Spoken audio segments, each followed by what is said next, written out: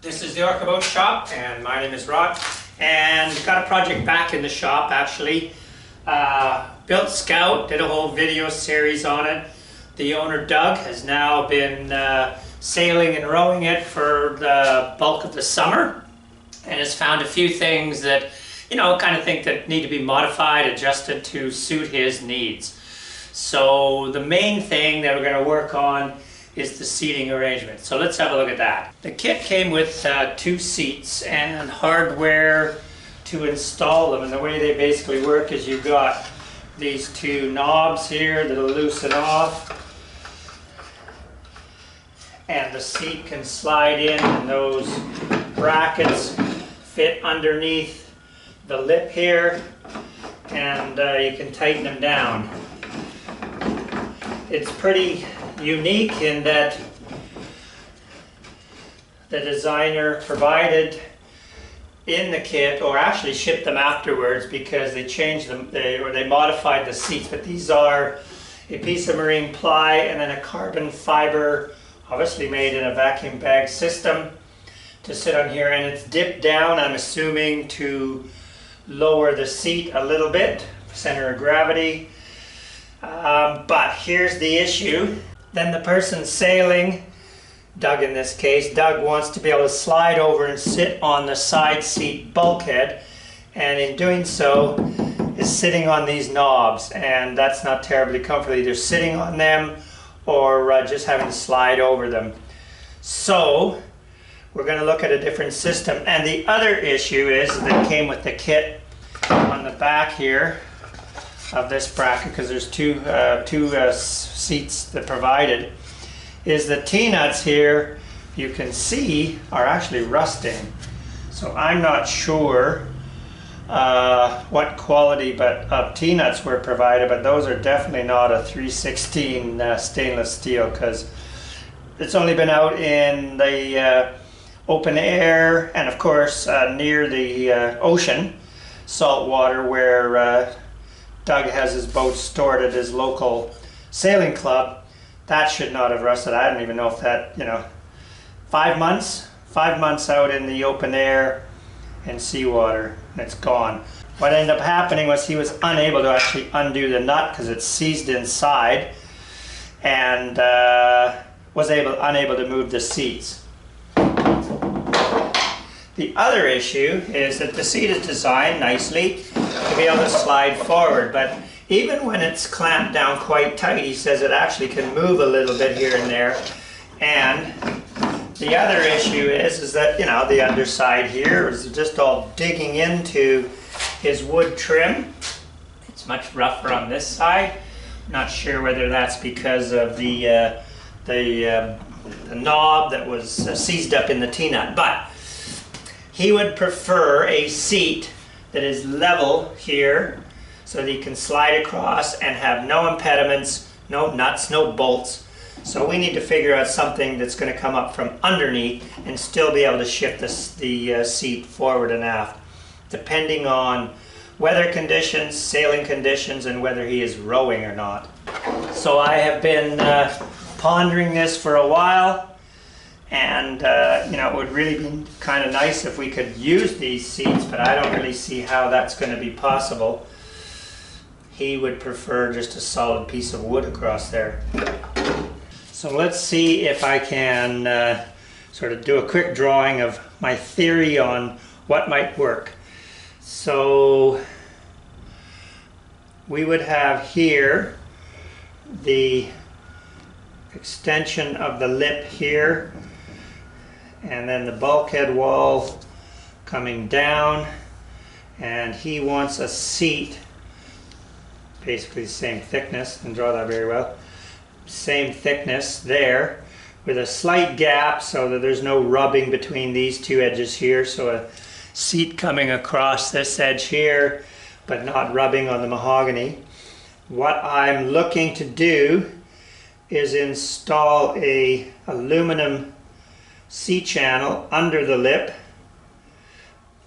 and then a second piece of aluminum C-channel under the seat with enough of a gap in between that we can put a bolt through there, threaded, and it will be threaded into, I've purchased a stainless steel plate, I suppose you would call it, or rod or iron, that this could be threaded into, and then we'll have the knob here, like so, so that the seat can still slide fore and aft and be tightened up from underneath with the knob here. We just got to make sure there's enough room underneath here to actually tighten up a knob. So I haven't quite decided what kind of knob or lever, or maybe a cam sort of locking lever that could work. Anyways, that is what I'm going to attempt to do, but I'm not going to do it on the boat. I'm going to mock up with some scrap lumber just to see how this might just work. Alright, I have a couple of scrap pieces of lumber here, simple 2x4 and a piece of cedar to create this overhang. So we know that the overhang lip on the boat is 7/8. So this will signify the bulkhead wall, the vertical. So all I want to do is going to drive a couple of screws in.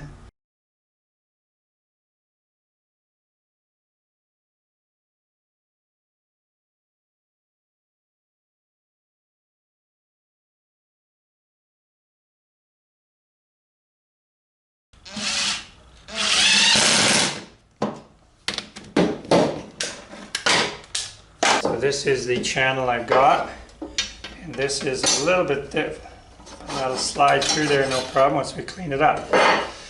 Now he wants his seat to be 9 inches wide, so that's 18 inches for either end of the seat. How long is this?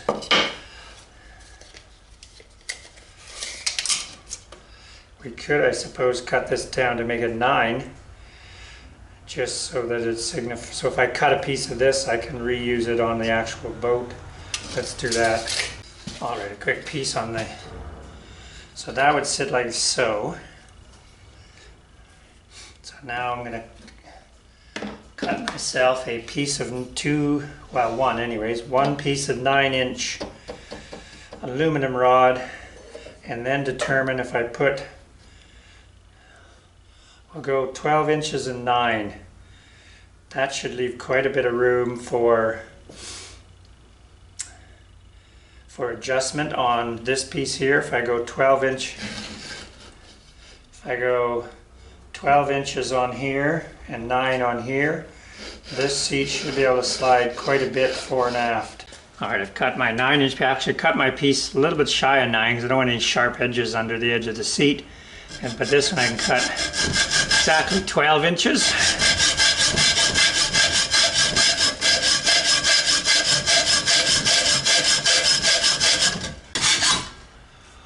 12-inch piece, go there, slightly shorter than 9-inch piece will go there. Still got some sharp edges and all, but so then the question is how. Now I need enough room in between here for a bolt to go through. Suppose we might be able to actually use the existing knobs. So I'm going to need how much space for that bolt to go through.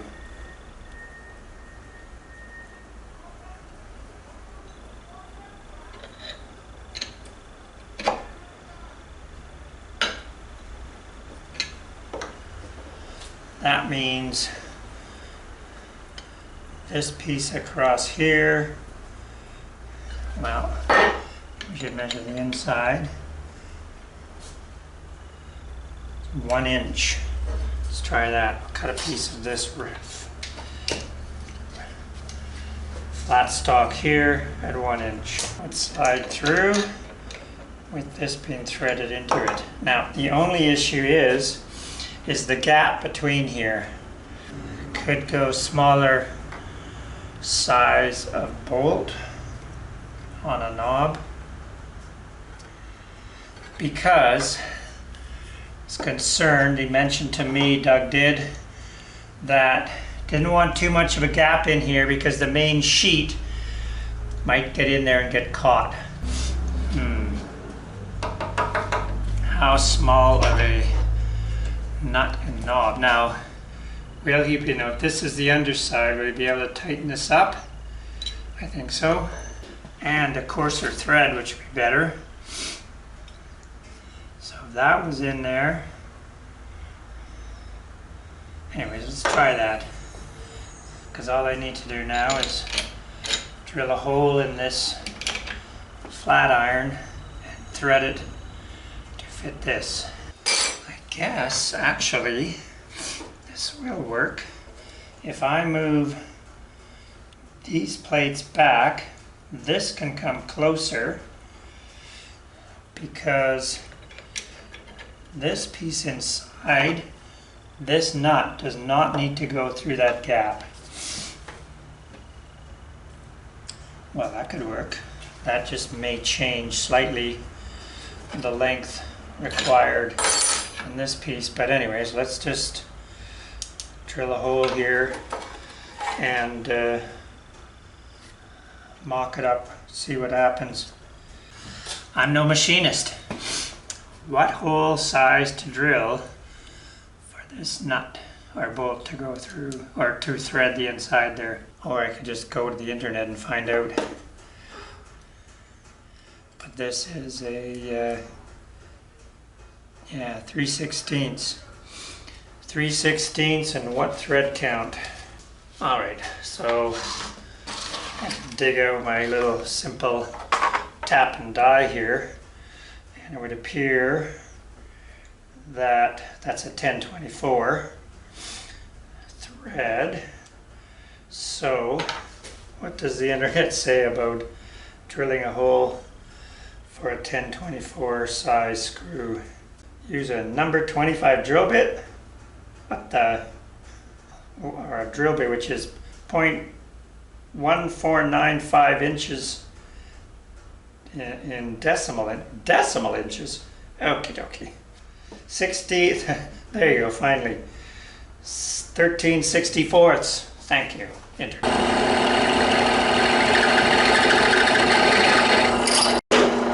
I don't drill metal much. Suppose I should have some sort of lubricating coolant, because that's going to be hot, real hot.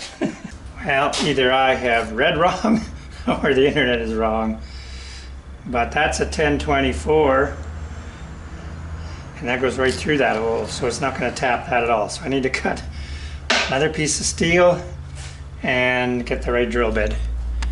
All right, correction, because I read the internet wrong. The 13/64 is for the 1024 bolt to clear the hole, not to tap it. So it is 9/64, which of course is the only drill missing from my drill bit set. It is somewhere in this shop, somewhere on this property, because I know I've not broken it. But we're gonna go 1/64 smaller and see how that goes as far as tapping.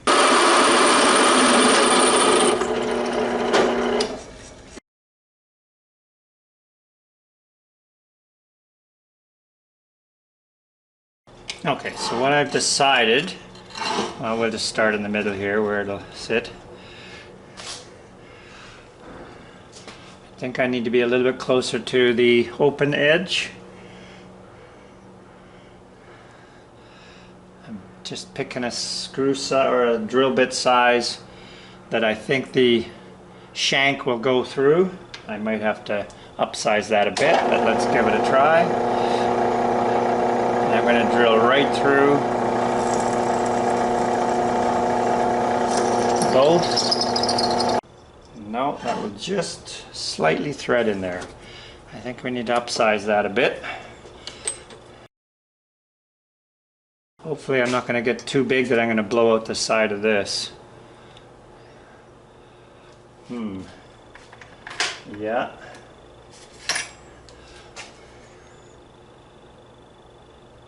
Might have been better to be a little more centered on there.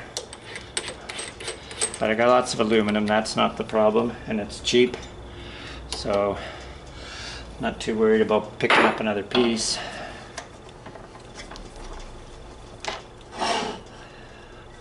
So what happens, doesn't really matter about this side anyways, because it's the bottom side that's going to be the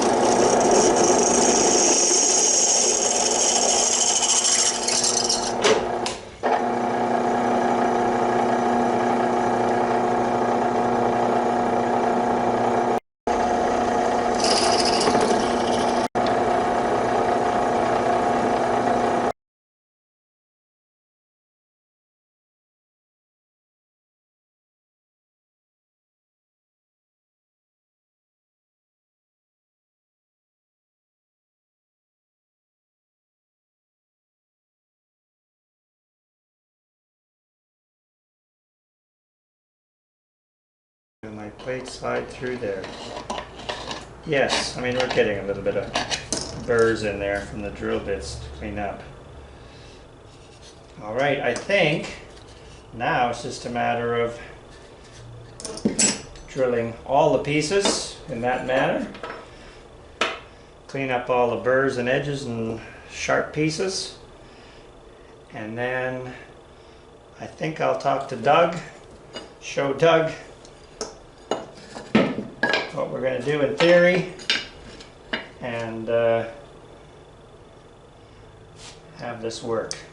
Well, I showed Doug my thoughts and my ideas on putting in the new seat, which you would be able to remove and slide a little bit forward and back.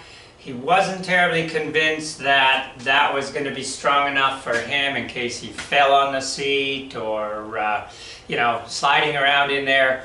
So we're going to go a completely different route, and we're going to actually just put in a permanent seat. So let's show you what we're working on here now. So he's looking for a permanent, and we're going to go with mahogany to kind of match the little trim on here. This is obviously a lot thicker.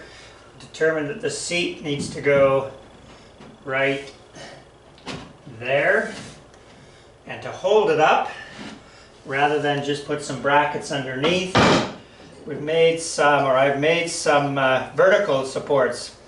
Again, if we would just glued something on the side here like a knee, 2 on either side, he was still convinced that that was not going to be strong enough. So with that in mind, we made some vertical supports here that will, the little notch here will fit over the fillet in the corner and act as a little bit of a scupper, so to speak, that water can flow back and forth.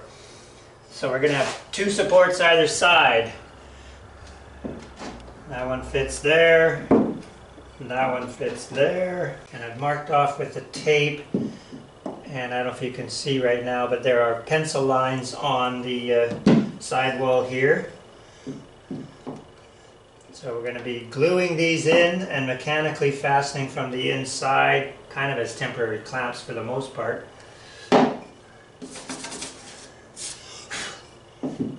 Should just sit there.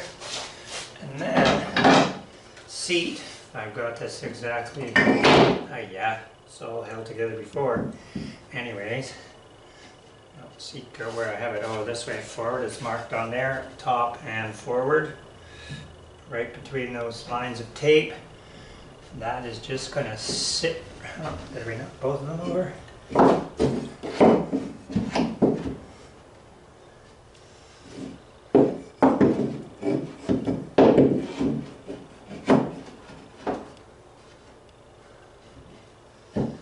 Now right now I've got a bit of a wobble here. That post is a bit high. Once I get it down to even and there's no wobble, then I'm going to plane this down so it sits flush with the side. It's some pretty solid structure, but he says that this seat never really does need to move. It is this seat up here which he will keep, and he's got 2 of them actually, so that'll stay the same configuration and bolt down for rowing. So what I am just in the process of doing now, on both sides, is I am drilling holes, or 2 inches from the bottom, 2 inches from the top.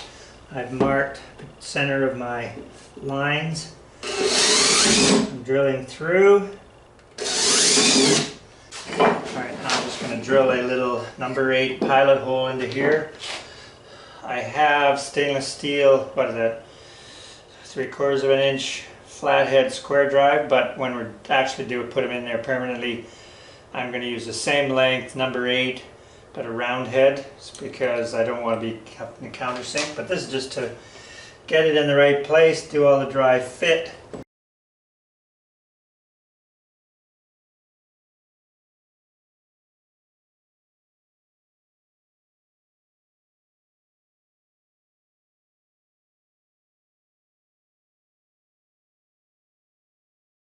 Now, I think that's good enough. I want to put the seat in, and I want to be taking a bit of that wobble out.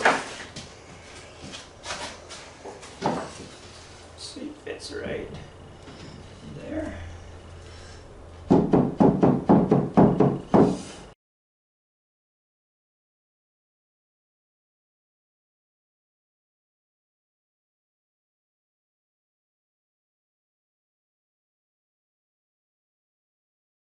Alright, I have the 4 supports in there, held in just with the screws. I have the bulkhead wall marked off with pencil where I need to glue to. And this is forward face of this seat. And we're at the point now where, when it sits in there, we're pretty flush. I'm happy with that. So I'm going to now take all the pieces out, sand them around over edges and so on. That's for another day though.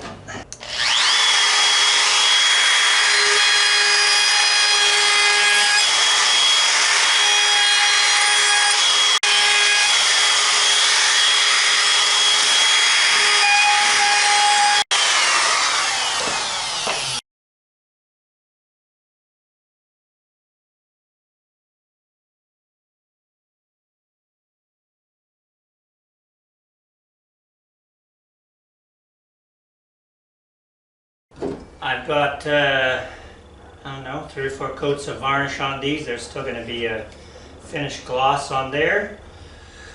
And I masked off approximately where they're going to go and sanded so that we get a good bond with epoxy resin. I needed to make sure that all varnish is off and I'm down to some resin epoxy for a proper bond. Once they're in, then I will, well, I might do a bit of scuff sand. I think I should probably scuff sand these ahead of time. Then I can varnish them when they're in there, and I'll do a bit of sanding and clean up this edge that's been damaged by the other sliding seat. Alright, well, I mixed up some epoxy, thickened. I would have liked to have made this a bit darker, but I probably will end up doing a small fillet once this is set anyways. But I want to make sure there's enough, a good amount on here that when I add the pull the screws in, we get full squeeze out and seal off the back edge here. So we need some on the bottom. Perfect. Okay.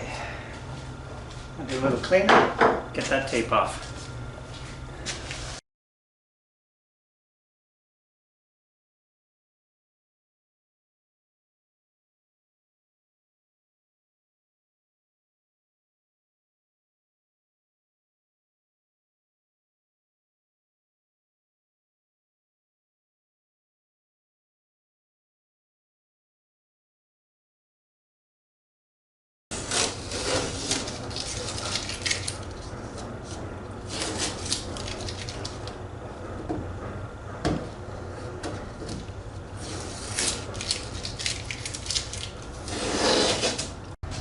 Now that the vertical supports here are solidly in place, it's now time to sort out where to put the screws, because that's going to drop right in there like so.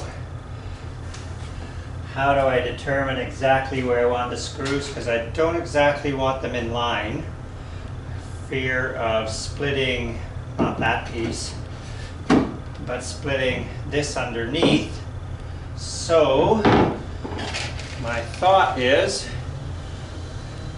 if I were to drive a nail in there,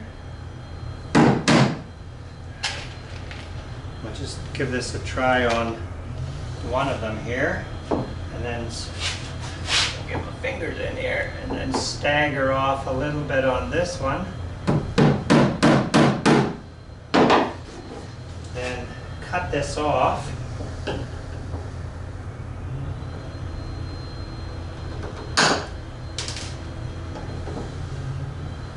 Trying to cut it on a bit of an angle here to create sort of a nail head. If I was to then put this in exactly where I want it, that side and there.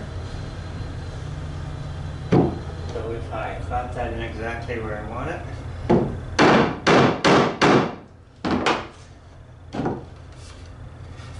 there we go.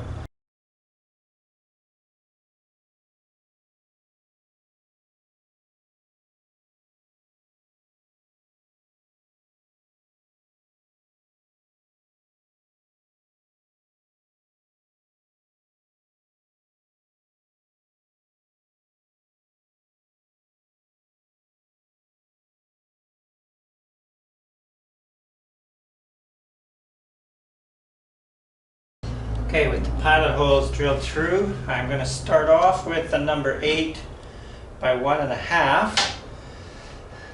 I'm pretty confident that 8 screws in here is not going to move this seat. So I have it where I want it. It's pretty tight fit. So I'm just going to drill down through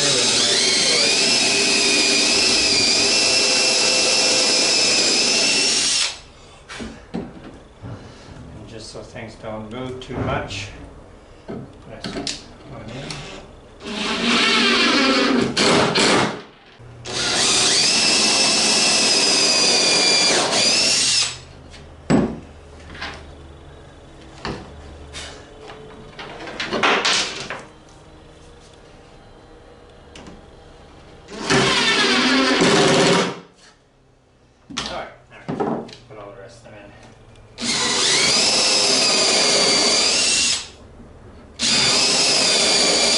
New seat firmly in place. There's no way he's going to knock that off or knock it over or break any glue bonds. We've got vertical supports glued and mechanically fastened with stainless steel screws. The new seat has 4 or 5 coats of varnish on it and is screwed down with 8 silicone bronze screws. I think that should suit him well. On the original seats, I have glued on some foam, which I just sort of purchased at our local hardware store. It's kind of a dense foam, kind of the stuff you might walk on, or I don't know what it... Anyhow, the purpose being, or the idea being, is that when this is sitting on here, one, it's not going to slide or rotate like this, or cause any more marks as he moves it around. Now on this one, I actually glued on with some epoxy. That seems to hold pretty well. On the other seat, I used some contact cement, which does not hold very well at all. So we're going to replace that, or redo that. And I'm pretty sure what came with the kit were these T-nuts. And the reason that I know that is because these are my T-nuts that I would have used if they hadn't been provided. And mine are stainless steel, and these are slightly different, well, not size in the, yeah, I guess they are a little bit bigger in the, no, they're, so mine are same size, thread count, 10 or 1/4 20, but mine are actually a little bit different in the pin size is smaller and the shaft here is shorter. So I did not install these in the boat from my supplies. They must have come with a kit, and they are definitely, if they're stainless, that is some pretty cheap stainless.